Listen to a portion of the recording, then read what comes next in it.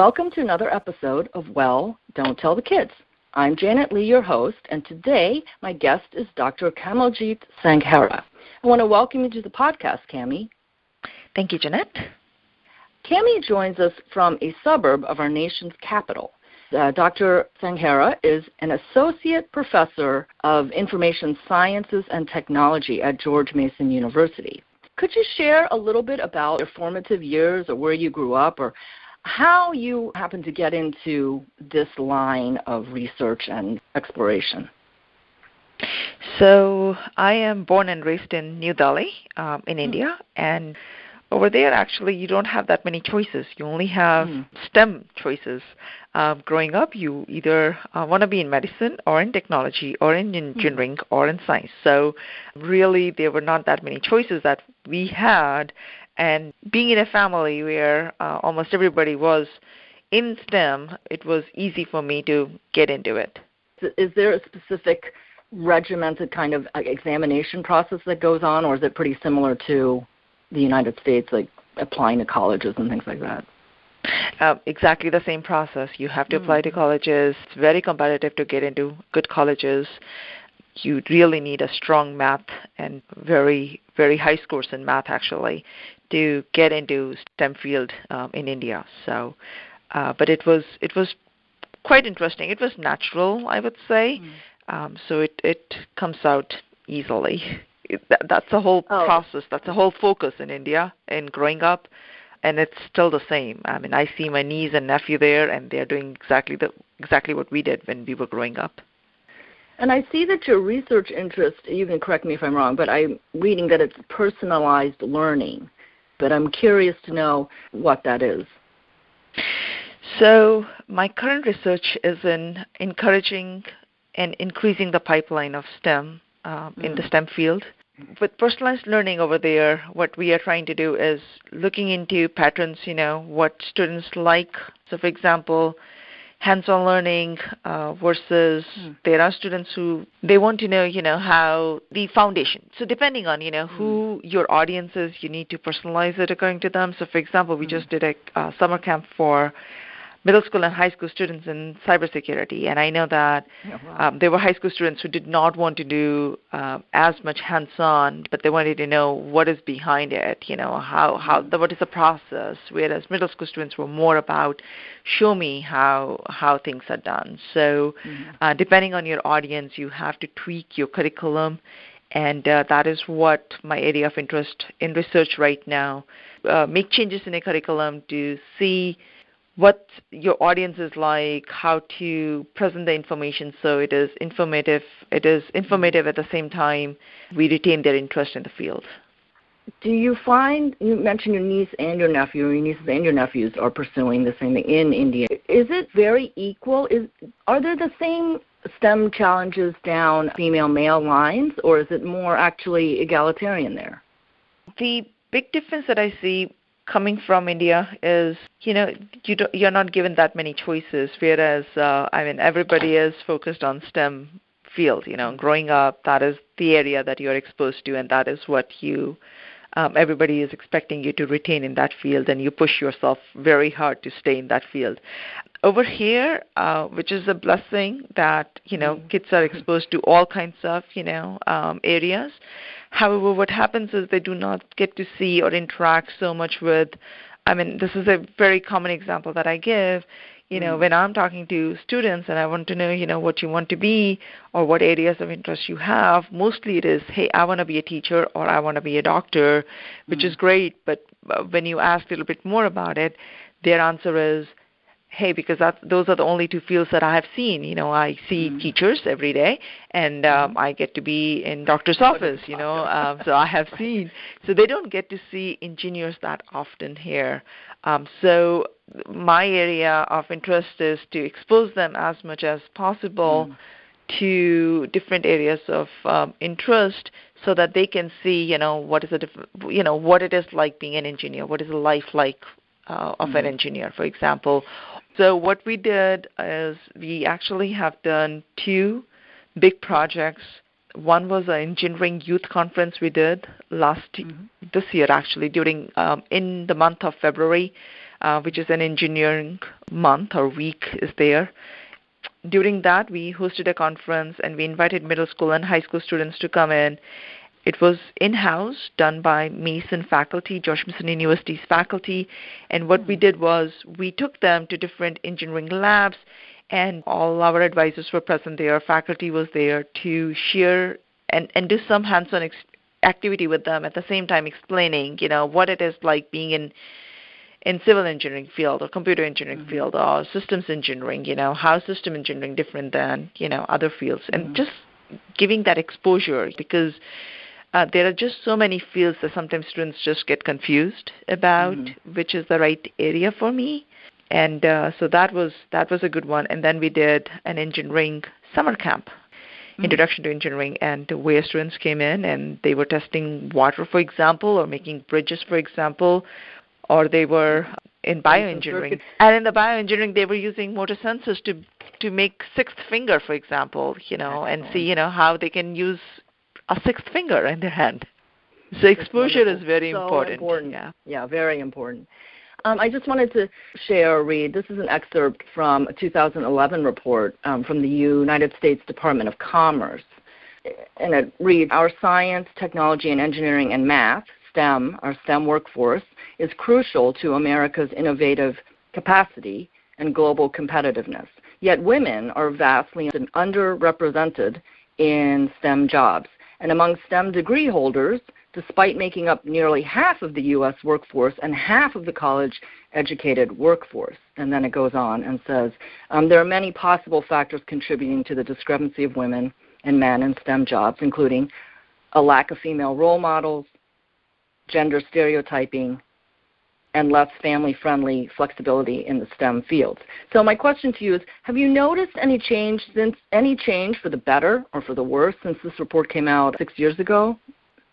We have certainly seen numbers growing up, female students, numbers going up in computer science field and computer engineering as well. And the reason is simple. There's a lot of push coming down from, all the way from White House to state governments and whatnot. And the idea is to bring more STEM into classrooms. And so numbers are showing there's a positive change there. And there's not only that, because of research, so much investment has been done, or so much research has been done in the field. I have seen academia, for example, recruiting more faculty, female faculty, so that when you have female students in your class, they don't feel like, hey, I am in the middle of all male students, so I don't belong here, right? So when you see at least a faculty member who's female and you have few other female students in a class, your interest is definitely retained and you don't feel like, hey, I'm the only one. So there is definitely change, and a lot is happening, and industry partners and academia and school and, again, administration, I think they have realized that female students were, or female workforce was impacted, and now because of the joint effort, I am seeing numbers going up. Just sort of a follow-up question. Do you have any concerns 6 months into a new administration, which has a different emphasis on many different fronts? Do you have any concerns, or would you like to see certain priorities being maintained as we go forward? George Mason is receiving public funds, correct? Yes. It's a difficult call. I mean, the new administration is fairly new, so there's not much that can be inferred or deduced from it yet.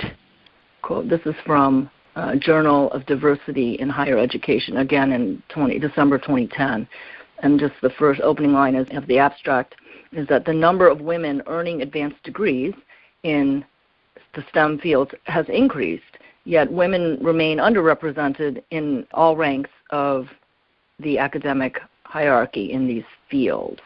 Are you seeing a change that also grows from graduates and people going into industry, the women increasing there, but are you seeing any sort of change where you live, like in the academic structure, professorships and that kind of pipeline? And are there things that, your organization actively doing to fill that pipeline?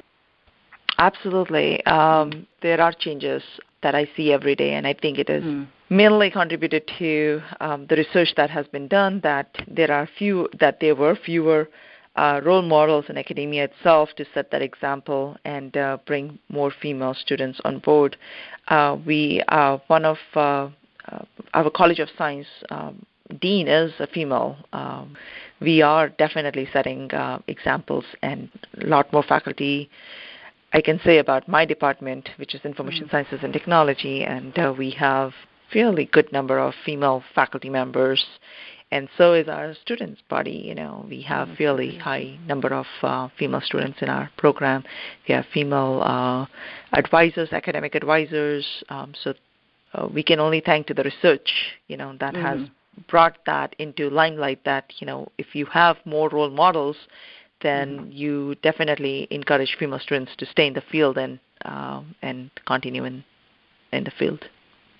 That is a common theme that for some of the guests that I've spoken with, and the research is just what you're saying, that you have to see it. The young women have to see it in order to formulate an idea to become it. And then there has to be a pathway moving forward as well. Are there any odd moments that you may have had in the classroom over the years, just anything that stands out? And this is probably the generation that we are working with, middle school and high school students, for example, or even undergraduate students. If you give them a confined project, they're not happy with it. They want to know, they want to be creative, and they want to make some social impact. So if you tell them, hey, just make tic-tac-toe, for example, using this program, it's not something that interests them, and that is where female students you see more retention of female students when you give them projects that are related to social impact, create a mobile app, for example, that can do something nice in society, and just leave it there and let them brainstorm and let them come back with an idea of what they would like to do. They are, growing up, I was not fortunate enough, I would say, that my professors never gave me, open-ended projects. It was always do this, do that, and these are the boundaries to complete your project. But what I'm seeing today is if you tie them up in your own area of interest, then they're not happy. They just want something to be done which they are happy about, and they see something where they can socially impacting lives in a positive way.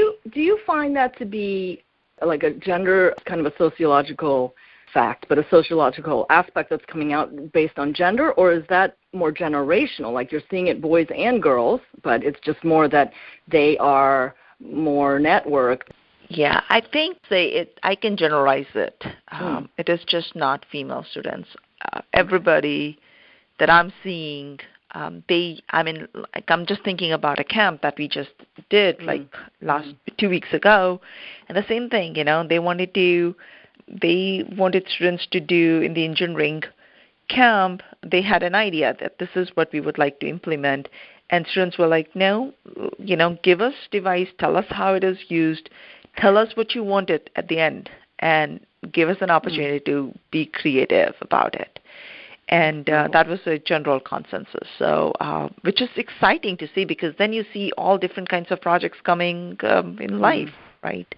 And they all are, and everybody's learning from each other, and everybody is excited.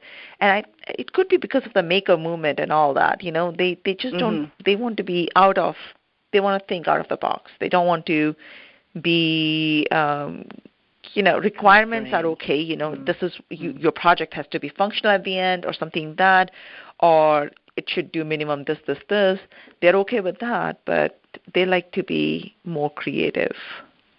It's interesting. I went back to my college, my undergraduate alma mater, a couple of years ago, and they had been doing a lot of building, which is not really that surprising, but there was one part of a building that was called the garage, and I looked up, and it was like this super fancy garage in a glass box, and I was like, what's going on in there? A little more digging, and it sounds like that it's a space at the undergraduate level where they can come together, sit on beanbags, and come up with these design pathways and things that you're describing at the for the middle schoolers that are coming in for your camp. So that must be a definite shift in paradigm. That sounds great for innovation. Any advice to the young, especially young women who are contemplating coming into this field of study and research and industry? Absolutely. I would say they should at least take a course or a camp, for example, or some way to see what is involved in the field, in STEM field, and stay connected with peers. They are just not alone. It looks like sometimes they are discouraged in school when they don't see that many female students around, but they should just pursue what interests them, and they're going to see that there are many more down the road. There are a lot of schools that offer girls-only clubs, for example, and if they have interest, they can start one. If they don't have one existing already in school, there are other organizations like Women in Information Technology, WIT. There is another called NC-WIT, National Center of Women in Information Technology. I think they should stay connected to them, and they should have a mentor, who they can go and talk to about that they have interest in the field and what are the things they can do to learn more about it, because there are not that many options given in school itself. And WIT is, again, a nice, and I think there's another one called Girls IT, GIT, I think so, yeah. They're also very active in the region.